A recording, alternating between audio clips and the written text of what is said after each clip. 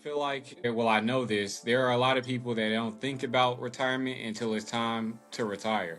And this is the worst thing that you can do. Imagine being 30 years into your career, you being ready to stop. All the people that you came in with are retiring, they're enjoying their life, and you're looking at your finances and you're just like, I can't survive off this. So, guess what? You have to continue to work until you're able to.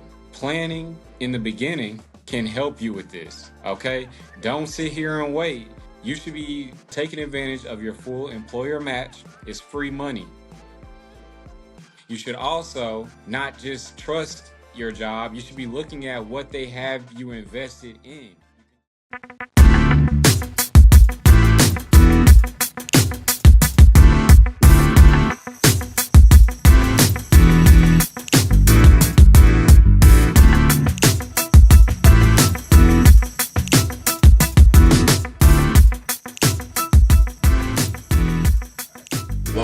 Welcome back, good people, to another episode of Investors Playbook. Here we are in 2025, and because we're at the beginning of the year, me and Cornell definitely want to make sure that you plan out your 2025, financial plan out your 2025 the right way. So in this episode, we got a number of tips that you should adopt. Applicable tips. You can do them as you're watching the episode. We have a number of applicable tips that you can apply to assist in benefiting your 2025 financially, but we also got some things you should leave behind in 2024. So let's dive right into it. Cornell, what's the first tip we got for the people, man? What should they start doing in 2025 to help bolster their finances? All right, so I know this is your favorite thing, man, but I feel like, everyone should have this a budget. Definitely a budget. So a lot of people, they just spend, spend, spend. If they want something, they buy it. But what you have to realize is your income doesn't always encompass everything that you want. Of course, you need it to encompass everything you need, but wants are optional. So you have to decide what wants you want to do anyway and what wants you don't need to do until later. And No. it's not, you're not denying yourself, but you're postponing it. It's okay to wait an extra month to get some extra income to purchase that new bag you want, or those new shoes that you want, or that vacation that you want. It's okay to postpone it. You don't need everything now. And just because your friends are doing something, you don't know their financial situation. Just because they're able to do everything every day doesn't mean that they're not stressing over their finances based on the decisions that they're making. So my number one thing to do is create a budget. What about yours? Nah, man, I'm going to like double down on what you just said. All right. As you create your budget, you need to create some type of financial priority this year. Is your priority going to be paying down debt? Is your priority going to be investing? Is your priority going to be purchasing a home, saving for that? Whatever your priority is for 2025, you lead your budget with that. If you have some credit card debt that is getting out of control and your budget is not focusing on paying down debt, you might want to relook at your budget. Okay, take another look at it, because when you're creating your budget, you're pretty much saying, this is the money that I have coming in, this is the money that I'm spending, and this is what I'm focusing on. You really want to hit on that, what you're focusing on piece. So as you're creating your budget, again, just figure out what your priority is. A couple of things that I had just mentioned: paying down debt, buying a home, investing in the stock market, investing into assets, period, right? Whatever your focus is, let that be how you create your debt and build your debt. Build your budget, not build your debt. Build your budget based off of whatever your financial priority is for 2025. So my piece of advice, to boil it down, is to have a financial priority this year. Have something to focus on. And even if it's short term, say in 6 months you'll be done paying down your debt. Cool. Relook at your budget, take another look at your budget, and then create a new financial priority. But for now, figure out exactly where you want your budget for what you want your budget to focus on. So that'll be my advice to tag on to your creating a budget, man. Make your budget smart. Make a smart budget. Yeah. Yeah. I actually like that one, man, because I feel like in anything you do, you need a vision, right? Because if you don't have a vision, you don't know where you're going. It's like trying to maneuver through the dark or with your hands over your eyes. It's pointless. You could be going the wrong way. Because you could be putting money into stocks, but you got credit card debt that's eating up all those gains in the stock market. So I agree. It's important to sit down, figure out what's next for you, because of course everybody has a different situation, and you want to make sure that you're doing what's best for you and your family if you have one. All right. So I think the next one for me, man, is retirement. I feel like, well, I know this. There are a lot of people that don't think about retirement until it's time to retire. And this is the worst thing that you can do. Imagine being 30 years into your career, you being ready to stop. All the people that you came in with are retiring, they're enjoying their life, and you're looking at your finances and you're just like, I can't survive off this. So guess what?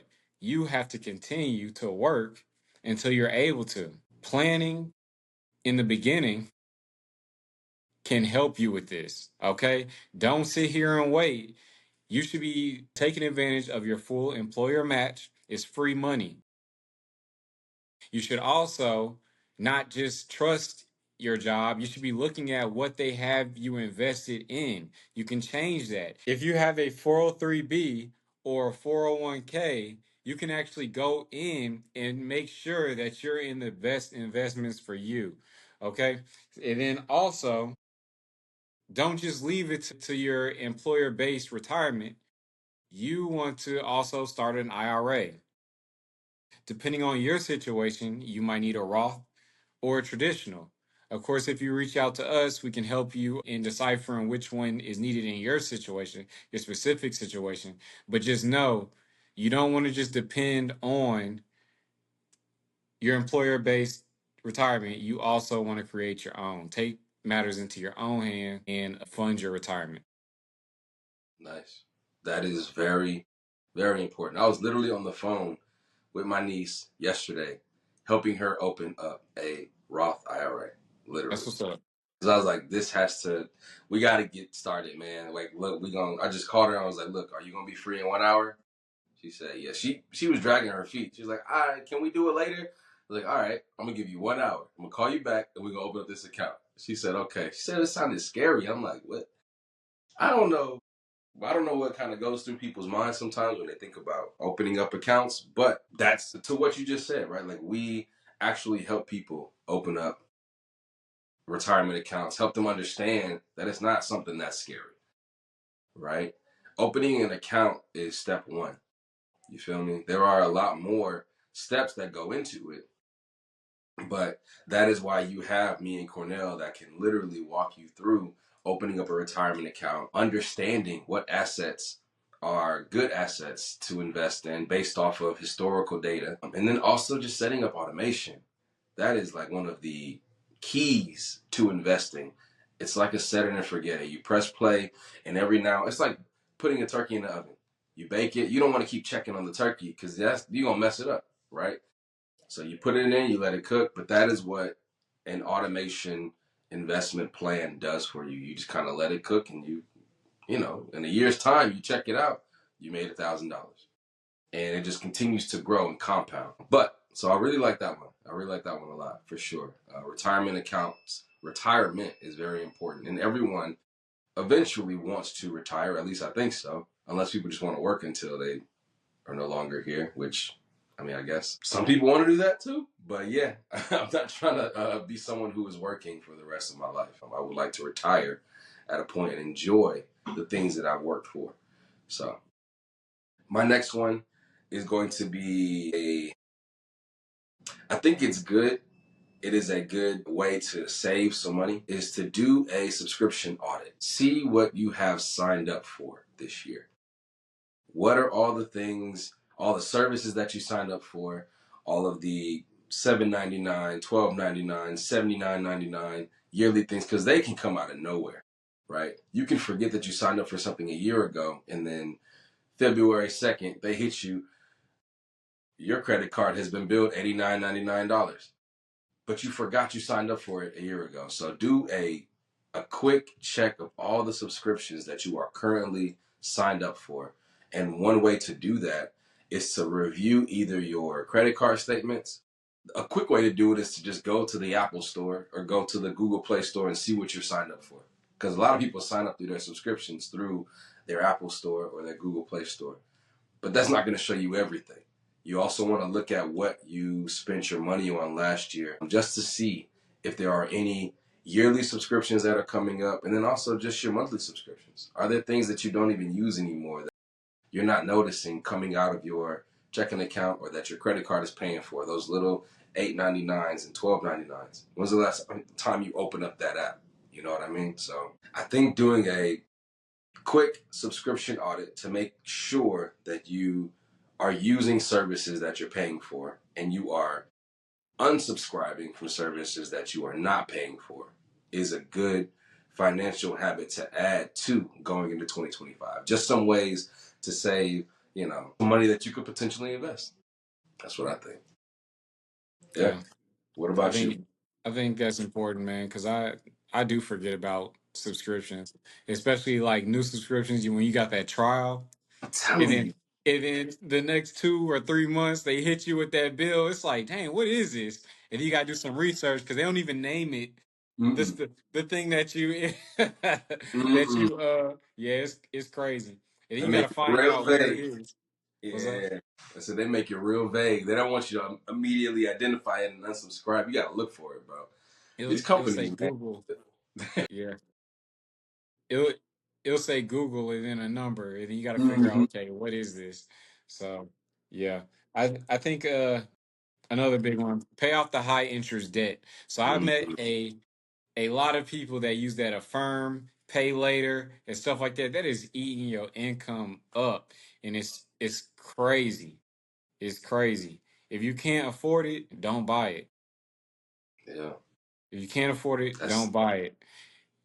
And very then simple. like things like these credit cards eat you alive. The credit, I mean the interest rate, anything over 20% is crazy. Over 10% is a lot, but over 20 is insane. And not a lot of things that you can do with your money can counteract that. So you want to make sure that you're paying off all the credit cards. We recommend that people hold no credit card debt. And yeah, anything over 10%, make sure you pay it off Yeah. I'm immediately. big. I'm a double tap on that one too because I really like paying, but bruh, paying down high interest debt. That is like it's very difficult to pay high interest debt if you're only paying the minimum. You're going to be stuck in this cycle for years if you're only hitting the minimum balance.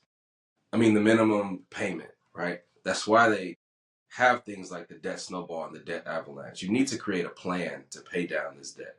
You can't just do it and hope that it eventually goes away because the amount of interest that accrues, let's say you have $10,000 in credit card debt and the minimum payment is 300. Every time you pay $300, that interest is going to hit you for about 200, maybe like 175. If your credit card debt is about 25, 30%, and 29%, and that's what most credit cards are, well over 20%.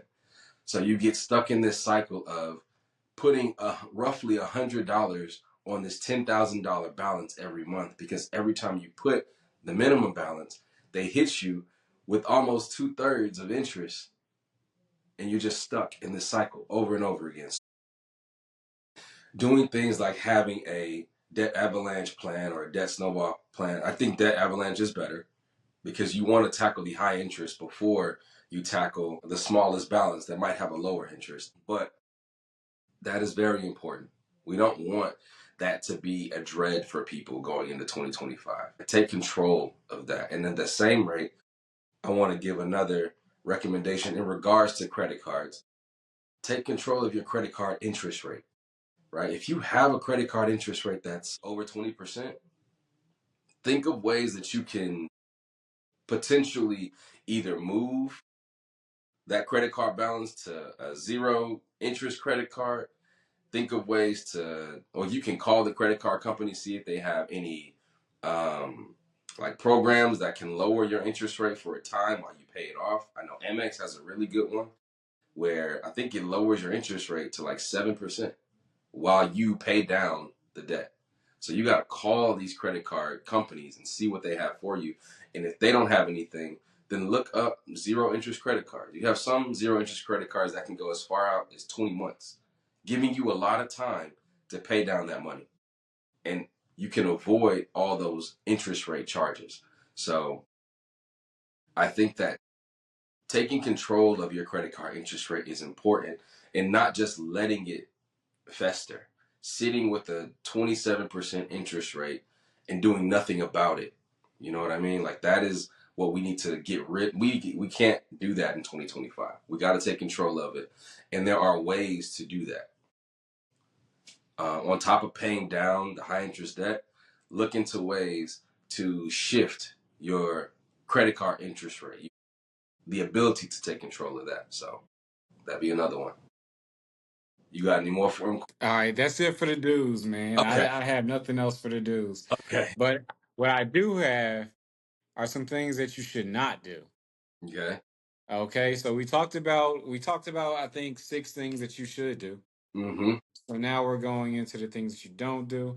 And I think that one of the biggest things is don't keep all your money in cash. Mm. I know a lot of people are doing this. And when I say cash, I mean in your checking account, stuff like that. Stop stockpiling money. I actually saw somebody not too long ago that had all six figures in a checking account. It's crazy. Six figures in a checking account. You know, it's good that they're saving and they have that habit of not spending all their money. But the thing is, you're losing money to inflation. Yeah. Even if your money is in a savings account, you're losing money to inflation. So imagine how much you're losing if you just keep your money in cash or in a checking account. Mm-hmm. So this is why it's important to invest because this counters inflation. If you're making 15% or even 10% on your investments, then you're making more than what inflation is taking away from you. My number one do not is don't keep all your money in cash. Do not keep all your money in cash. I like that. I like that one a lot, man, because you have people who, I mean, like I had mentioned with my niece, people who are afraid of doing things that they have never done before. Some people are paranoid when it comes to putting money into banks or putting money into investments because they think they might lose it all. I think that taking a look at all of the data from like the past, I don't know, 50 years, like the stock market seems to be a very reputably safe place to put your money. Of course, there are certain assets in the stock market that have the potential to have you lose your money, but in the long term, the S&P 500, the Nasdaq, the Dow Jones, very reputable blue chip stocks have shown growth since existence, right? They have had dips, but since existence, you are seeing it at a point where it's always gotten higher over with a longer span of time. So, to your point, I think that leaving money in cash, you're doing yourself a disservice. You want to make sure that you're putting your money to work. Your money can't work for you if it's stuck in a checking account. That's like jail for money. It can't do anything, right? You can pull it out and you can spend it when you need it, but it's not going to be able to grow. It's not going to be able to work. I think that that is a very, um, it's a very wise thing to leave behind is to don't keep mattress money. Basically, we got to get into this investing. I think for me, my first one and first tip to leave behind, it is it's more of a psychological leave behind, but it has a lot to do with your finances. Don't get influenced by people to buy things you can't afford. Like you had mentioned it before, you might have friends that are able to go on a trip or able to buy things and you can't, but because you want to keep up with the Joneses, you spend money you don't have by going on these trips or buying these things to say, you know, you can do it too. I think something that you can do is unfollow stuff on social media that's making you want to buy things. Unfollow things on social media that's persuading you to buy money. With Instagram, it's hard because every three posts you have an ad that's asking you to buy something. So if you can try and avoid some of those mental habitual click on it because it says buy me, like try and avoid that on social media because that can get people these flash sales and like anything that says money slash pay this money and you get this thing. Like if it makes sense, sure, but the impulse shopping, you got to leave that in 2024. Okay. This goes back to just having a budget. If it's not in the budget to buy it, don't buy it. So that would be it. Leave impulse buying in 2024. Make sure that you are intentional when you're spending your money in 2025. So, yeah. Yes, I think that's a good one, man. Mm-hmm. I think impulse buying is, prevalent, and it's kind of hard when all your friends are doing something and you feel like you're unable. But as mentioned previously, their financial situations might not be good. And what you don't want to do is make real life hard for something materialistic. You don't want to have issues paying your light bill because you want to go on a trip. Mm-hmm. And now your home is in danger of losing electricity. So it's certain priorities that we have to have as adults. Um and yeah, so I think that's a good one, man. 10 out of 10. All right, so next one, and he talked about not chasing trends. It's the same thing with investing. You shouldn't chase investment trends. Okay, so I know we talked about this on live, where everyone's saying that they don't have money. But when that Doge era happened, the AMC, the GameStop, everyone had money to put into that. They saw other people making money. They got FOMO, and then they put money into it, and a lot of people lost money. So what you don't want to do is just see things being hyped up on the internet and then decide to place your money in there. You're going to have to do your own research, talk to a financial advisor, whichever one you're more comfortable with. And sometimes you can just kind of think to yourself. At that time, AMC was a dying business. So you have to think to yourself, hey, is it really smart to buy a stock of a company that is going bankrupt? Sometimes it's as simple as just thinking about what's going on right now. So, one of my do nots is not chasing trends when it comes to investments. Nice. It's crazy. My next do not was going to be very similar. I think that chasing trends and just doing what is hype is so prevalent. A lot of sheep mindset. They're just following the crowd because they're seeing that people are posting about all the gains that they're making and how fast they're making money, and it's exciting. So people immediately jump on board. My do not for 2025 or what to leave behind in 2024 is to stop working without the full information. Stop working in ignorance. There is no reason for you to not be able to gather information or get a full scope of what something is nowadays. You have a computer in your pocket. You can look up anything in the world in 10 seconds. You can find information that you didn't know very quickly.